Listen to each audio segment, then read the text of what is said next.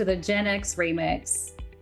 Friends, have you ever had something go so terribly wrong that you thought about just giving up?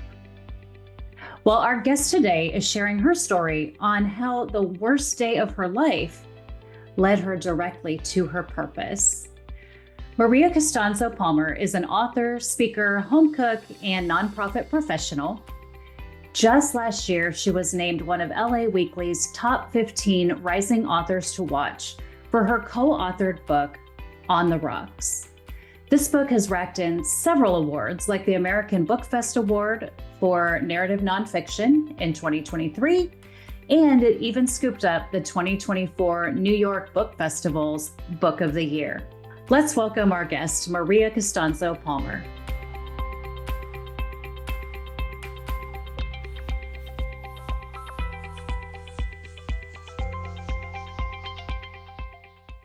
Maria, welcome to the Gen X Remix. How are you doing today? I'm well. Thank you so much, Tabitha. I'm really looking forward to this conversation.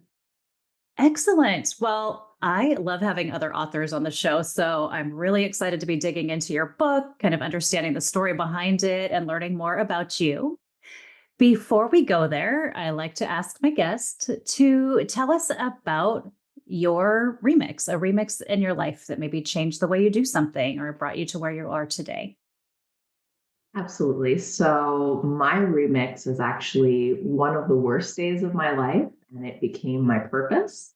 So, whenever I was 20 years old, I grew up in one of America's top 10 Italian restaurants in a little town called McKees Rocks, Pennsylvania, which is right outside of Pittsburgh, Pennsylvania. And I watched my dad grow this from a failing restaurant that he bought from someone else to one of America's hot spots. And I worked there all throughout high school and college. And whenever I was 20 years old, I was at home getting ready to go down to work at the restaurant. And I received a knock at the door. And it was the federal government looking for my father. He had been the subject of a federal grand jury investigation where somebody else was being questioned about their whereabouts, and this person gave my dad's name as his get out of jail free card. So that moment changed my life so much. First, for the worst, I had so much anxiety and panic, and our family went from being the family in town that everybody looked up to, everybody wanted to come visit at the restaurant, to being that family that people would talk about and try to avoid, because whenever bad things happen, we don't want to be in contact with those bad things. And so I moved and I left and went 3,000 miles away from home because I was young and I thought that problems don't follow you whenever you hop on a plane. Couldn't have been further from the truth. I was at rock bottom at that particular point in my life. And I remember not even making eye contact with people to say hello because I thought they would think there was something wrong with me. And it became this happenstance experience meeting this crazy, swearing, gambling Catholic nun who started an organization called Get on the Bus to bring children to visit their incarcerated parents for Mother's Day. And I think she had just was starting to get into Father's Day at that point too. And I was so moved by what she said that I told her my story. We basically went on the road and started telling my story in order to fundraise for her organization. And that became very life-changing for me and very healing. And it became the purpose of what I do even today, which is working in the nonprofit world, trying to make people's lives a little better, a little easier. And I'm in love with everything that I'm able to do. And really, it was because of this very challenging moment in my life that caused me to realize that there's more to life, right, than what's sometimes on the page, and also caused me to write a book too. So I would say that is, long story short, my remix. Oh my gosh, I love it. Remixes can come in so many different ways and can lead us down so many different paths, which is why I love hearing about the remix, which, for others who don't remember the remix tapes and CDs, it's really, just about that pivot, something that changed and something that didn't go as expected. It happens to all of us. Your story is very interesting and intriguing, but I can't pass the drinking, swearing, gambling nun. I, never thought of joining because I didn't think it sounded very fun, but that just kind of shifted my perspective a little. Yes. Well, I don't know if it's a coastal thing. So I grew up in Pittsburgh, Pennsylvania. I did not really grow up with nuns that were a whole lot of fun.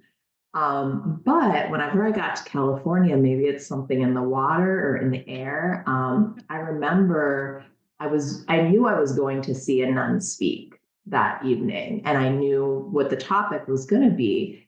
But whenever I was sitting in the room, I was expecting the habit, right? Like Sister Act kind of situation. And what actually happened was very, very different. This nun came in with wedged, open toed heels. Her nail polish matched her toe polish. She was refined and like a little fashionista. Seemed to know every single person in the room and greeted that person with love and a hug and warmth. And she had really a very strikingly similar personality to my own father, just in a female form. People tend to gravitate towards her whenever they were in a room with her. And I knew as soon as she started speaking that she was a very special individual. And to this day, she's now uh, definitely aging up there. I won't reveal her actual age because that's unfair as a woman, but she is definitely has already celebrated her jubilee in the sisterhood, which is over 50 years of service. So that kind of gives you an idea of like her age bracket. But she a couple of years ago, right during the pandemic time, she actually just started another nonprofit to help women and children. And so she's really amazing and very much a pioneer and a voice for all women, especially women who need the voice the most. So I am so grateful to her. And she does definitely gamble and swear. And, her geography is always around casinos, which I love so much. Oh my When I gosh. moved to the East Coast, she was asking me, is this by this casino? And I'm like, I don't know. Like, I don't really spend a lot of time at casinos, but I can certainly look it up for you.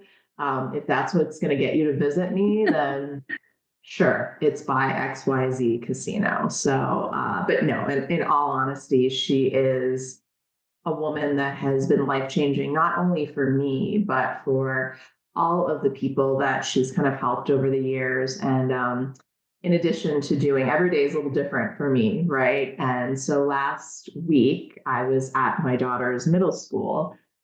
Speaking to 6th through 8th graders and talking about acceptance and belonging and what it means to go through some adversity in life and come out the other end.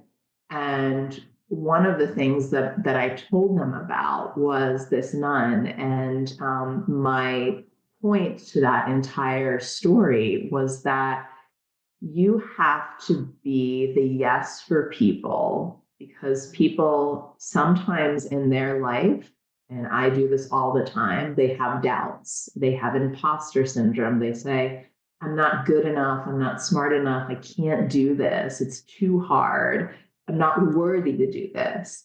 And whenever I felt that way about myself early on, whenever I met this nun, she lied totally and said everything would be easy, but she's a holy woman, so we absolved those sins. So that was all right.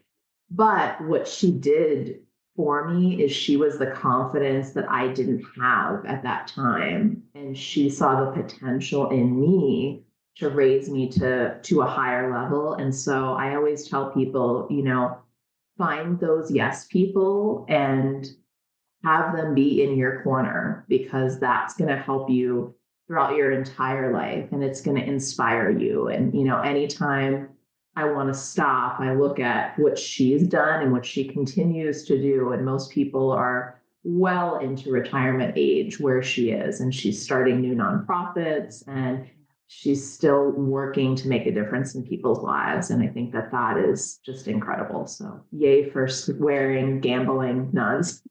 I feel like we could talk about her all day. Oh my gosh, you've crushed a stereotype for us. So thank you. And then Exactly just, what I'm here to do. exactly. And then just proving something that I say a lot is it's never too late. You can always start something. You can always change something. You can always do something that brings you joy and happiness. And I love this story. Oh my gosh, we might have to have you back on with her so we can talk more about this. Oh But my let's gosh. She has too let's much dirt on me. No, okay, well she then you know what? she would be an We won't. awesome addendum for sure, because Oh my gosh. I think just her perspective on life, and she doesn't govern by what is possible. She governs by what is needed. And she started her program basically on a wing and a prayer, and just said, all right, this is a need. Mothers are not seeing their children. How do we combat this? What do we do? Let's get a bus. The Catholic diocese was on her about, what about the insurance? What about this? And she said, no, it just needs to happen. I'm willing to take the risk. And, thank goodness she did, for not only for me, but a lot of people that have been able to be touched by what it is that she did. So yeah. Oh my gosh. All right. Well, we're going to hop back into the rest of your story because like I said, we could talk about this all day. I'm so intrigued and fascinated and just love everything you're telling me about her. So, let's talk a bit about your book. So, as part of our prep, you were sharing the narrator of the book is Joe, your father, who Yes. details really the rise and fall of the restaurant empire, and of the prima donna. And you and your co-author, Ruthie, actually wrote the book in his voice. Now, when you Mhm. had the idea originally, how did you broach the subject with your father? Well, my dad is a very interesting character. He is not like the normal father that you picture, especially in like the Gen X type of era. He is very emotional. He can look a little scary, but he's definitely the big cuddly guy that is crying during like the Snuggles commercials. And he always wanted someone to tell his story, either in a book or a movie form. It was always kind of like a joke, because things happened to him that were a little unbelievable and not necessarily the norm. And whenever I started this project on my own, I started it really as a family history project. And I started to realize as a writer that this was a little bit more than just a family history. Whenever I would ask him questions like, hey, Dad, tell me about the first bar fight. And then he would go into, in detail that it was between two women and my mom had to break it up. And this is why it happened. And all of like the craziness around it, it just seemed a little cinematic to me. Or, I would say, tell me about the first celebrity that came in. And he would recall Danny Aiello, who came in whenever he was filming The Cemetery Club in Pittsburgh. And they sat down, had a piece of veal parmesan, and talked about their remixes in life. Danny, before he was an actor, was a bus driver in New York City. And my dad was a postal worker. So they had a lot of commonality. And so it was story after story like that that made me realize that this was something more. And I didn't know how to make it something more.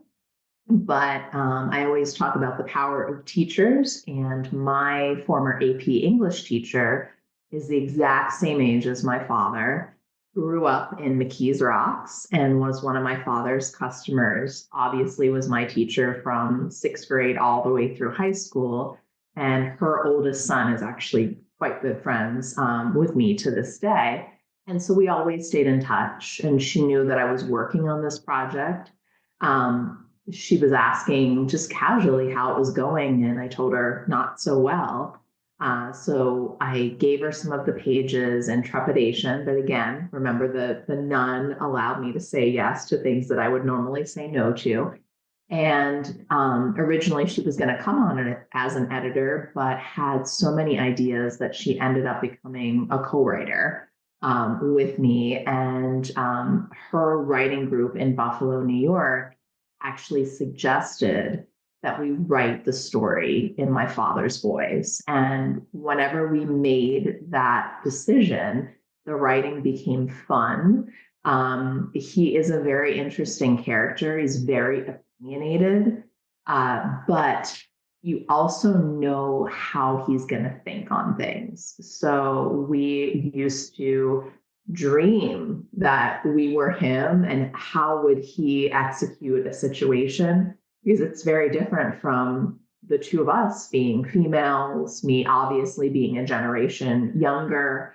But it was very easy to get into his voice and to even answer questions now on podcasts that in a way that he would answer them. Like people always ask me, well, why do you think he got into politics? Because that was really his the thorn in his side that was the beginning of his downfall. And I said, well, I can tell you exactly why he did. He thought he could take what he learned at the restaurant empire and turn it into something more, like as a transferable skill.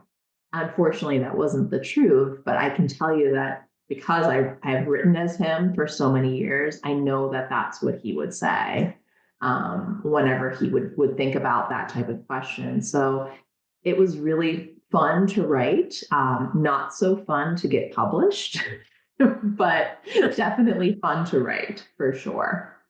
Oh, I love it. We could talk about the publishing aspect another whole episode. There's there's so much. There is too So, much craziness. so much. Oh my gosh. So, really, what was it like working with your father on the book and going through some sometimes painful moments that you needed to kind of work through? It was really a lot of fun. After he got out of the restaurant, I saw a piece of him die. That restaurant was his bloodline. I always would joke around and say it was the annoying little brother that I never had. He was there all the time, and he loved his customers. He loved the ability to give people joy through the food and through the fellowship that was served at the restaurant. Taking that away from him was probably a larger punishment than him going to prison. I know that that sounds crazy, but that was how much of a part of his life this restaurant was. And whenever we started working on the book, we got to relive a lot of those memories. We got to, in our research, talk to a lot of old employees, customers, celebrities, and I think that that was very rejuvenating for my father. Congruently, whenever we were working on the book, he's had a very long journey with diabetes, with type 2 diabetes, mostly due to lifestyle choices. Obviously, being a restaurateur and being around all of that great Italian food did not really help the situation. But he's had some substantial health challenges within the past 10 years, including open heart surgery, 2 kidney transplants, Wow. some, diabetic infection type issues. And so I think that this book gave him a lot of hope and a lot of light. It was something to bond over during really challenging medical times with him. And it was really wonderful to be able to give him the power during those hard moments, right? Like I always say, there's a duality in what makes us human. There's these really great things that we want to advertise to the world, all of the awards, the lives that were changed, the people that came in and out of the restaurant, the buzz, the economy, all of that great stuff, right? That we want to put here in a bubble. But then there's all the hard stuff, and there's the investigation and what happened, and him losing the restaurant and going to prison, and how that affected our entire family unit, not just for a short time, but really for 17 years. I struggled writing this and still am in therapy and probably always will be. But those two components is what makes the story so relatable to other people. And I love the fact that he has been on his own remix, as you call it, because he had this rise with the restaurant where he was, the guy in town that everybody wanted to be around.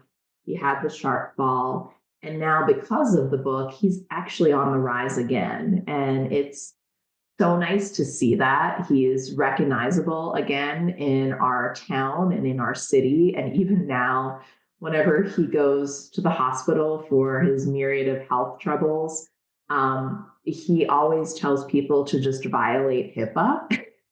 And if people would like to meet him, for them to just come into his room. And so we actually normally get an influx of random people that have either been to the restaurant. One of his former surgeons actually had his first date with his wife at our restaurant. So it's special times like that, and memories that really refuel him. And he told me that it's really changed his life. And as a result of the book, I would say there's positive consequences to enduring and writing a book too. And as a result of the book, there's been a total resurgence with us with food nostalgia. We have cook and book experiences that happen all around the country, which are art cooking class, art sit down book discussion over a meal. We were actually approached by one venue to reopen the restaurant. So we do a pop up restaurant a couple of times a year in Pittsburgh. My big news that nobody knows yet is that we are working on a more standing idea of that pop up restaurant, much closer to where the restaurant once was. And, having either a quarterly or monthly type prima donna night somewhere local where people would actually get a small offering of menu choices, and my dad and I will be there. So a much more regular way to visit us. And, this is all coming through the unlikely experience of writing a book. I no longer live in Pittsburgh. My dad is not in good health. And, it just shows you that really the sky is the limit whenever you stay strong, passionate, and focused about something. People will flock if you're willing to kind of put in that commitment. And, we're so grateful to the craze that has happened as a result of the book, especially in the city of Pittsburgh. So, Wow. That is truly a remix, a huge transformation. I mean, I can only imagine how good it feels for your father to be back kind of in that place with the public, with the people that he's always loved to be around, talking about old stories. And, what a gift that you were able to give him by getting his story in writing and truly telling kind of how it was and how things went. Oh my gosh. thank you. So cook and book sounds fun. I love that you brought some really great, joyful events out of this whole thing on top of it all. But I have a couple more questions on the book. I would say, or like to know, as you were interviewing people, so talking to close friends and staff and the celebrities that you interviewed who had been involved with either working or eating at, enjoying the prima donna, how how was it when it came to discussing really intimate details? And how did you get them to open up? So the cool thing about the restaurant and the staff is most of the staff stayed there for a very long time. The restaurant was open almost 20 years. Most of the staff, the reason why they would move on would be because they quote unquote were like out in the real world after college and they had to get that like first job. Some people even stayed because they loved it so much, and it just became that first job for them. So when the staff found out about this book, they were so happy. I think that for them, things happen so quickly. Whenever the restaurant and my dad went under investigation, it was not on a downfall. It was actually after we got this Distinguished Restaurant of North America Girona Award. So the restaurant was busy and it was hopping. And to go from that to being closed in a very short amount of time, I think people almost didn't have a proper grieving process around it. And, many of the employees were young people from McKees Rocks who, many of which maybe didn't have a positive father figure in their life or somebody to show them, basic life skills. Like my dad always said at the restaurant, and he was not an easy boss, I will say that. But he demanded excellence and perfection. And he always said at the restaurant, I'm not just teaching you skills about how to run a restaurant, I'm teaching you life skills here. And I think that really resonates with people, especially the young people that he employed from that area. And so, if anything, it's been a way to kind of rekindle those long-term relationships. They now have reunions every so often, and my dad will be invited to kind of sit at the head of the table and to recap, on earlier years and funny things that have kind of happened throughout. We had a really cool launch party with the Heinz History Center, which is the Smithsonian Museum of Pittsburgh. It was a 500-person invite-only launch party for the book, very shishi with museum artifacts throughout, and a panel discussion and a live reading. And actually, if you go onto my website, www.mariacpalmer, you can see pictures and you can actually even see what went on at the live event at our reading and our panel. But we ended up taking a staff picture there, and it was really touching how many former staff members came to this book opening, and a lot of them have endorsement quotes in the book or their stories were shared in the book. And it means a lot to them to reopen this portion of their life. So we were very lucky whenever we interviewed people. We also took a lot of time to make sure that we told everybody's story fairly, justly, and correctly. And my writing partner and I are very big empaths. And one of the things that we both felt very strongly about is that we didn't want to sensationalize anyone's story to the point where they could hold up this book and say, see this book, it ruined my life.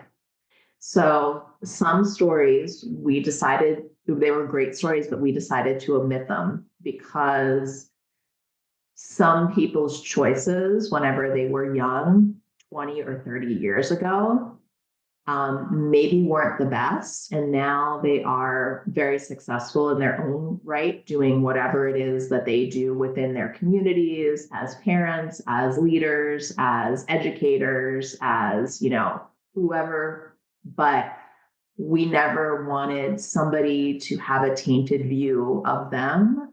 So we were very sensitive as far as what to include and what not to include.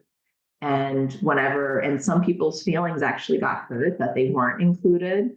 But it took us really explaining why that was for people to appreciate it. And, I do have to say that because we took 17 years with this, We've been very lucky, knock on wood, the book's been out for 2 years, and we really haven't had somebody come back and say, you misrepresented me or this wasn't true.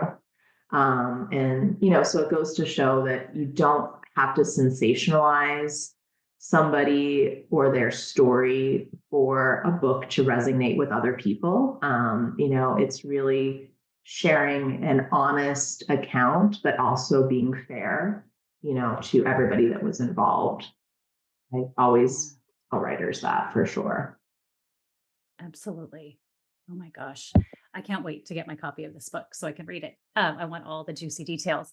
But I just love that you took such care with writing it, really honoring the stories and perspectives of everyone who was involved, everyone who had been, kind of grown up through the restaurant. It sounds like you just had some people that had a lot of fond memories. And I can imagine if, especially for those that were there for a long time, that loved their job, loved working with your father and your family, having that restaurant close up and everything close up down so quickly, they didn't get a lot of closure or time to understand it. And you bringing this back around has really helped. I could see how that would absolutely help them get to where they need to be even stronger and happier in life. It's it's interesting what the impact is, even the unintended impacts that you might not have been thinking about initially when you started the journey. Oh my gosh. 100%.